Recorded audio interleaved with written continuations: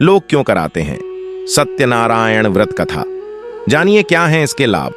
शास्त्रों में कहा गया है कि सत्यनारायण कथा कराने से हजारों साल तक किए गए यज्ञ के बराबर फल मिलता है।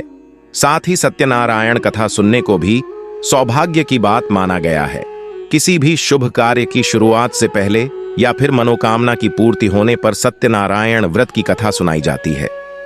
आपने भी इस कथा में हिस्सा लिया होगा, लेकिन क्या आप जानते हैं कि सत्यनारायण व्रत की कथा क्यों कराई जाती है? इसके क्या लाभ बताए गए हैं? यदि नहीं तो हम आपको इस बारे में विस्तार से बता रहे हैं।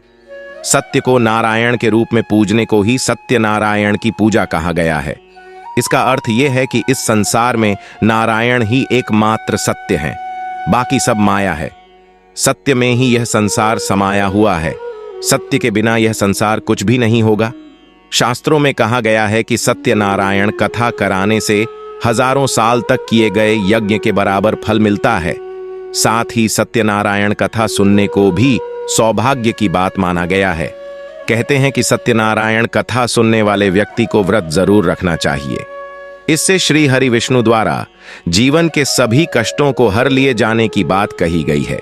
स्कंद पुराण में कहा गया है कि सत्यनारायण भगवान विष्णु के ही रूप हैं।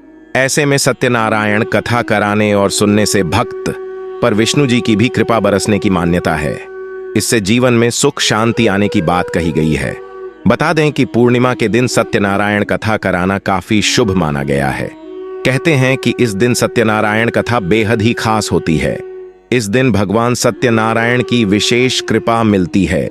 साथ ही सत्यनारायण कथा का पाठ केले के पेड़ के नीचे या फिर घर के ब्रह्मा स्थान पर कराना उत्तम माना गया है। सत्यनारायण कथा के भोग में पंजीरी, पंचामृत, केला और तुलसी अश्वय शामिल करना चाहिए। सत्यनारायण कथा भक्त अपने परिजनों, पड़ोसियों और अन्य भक्तों के साथ सुननी चाहिए। इससे जीवन में समृद्धि आने की मान्यता है।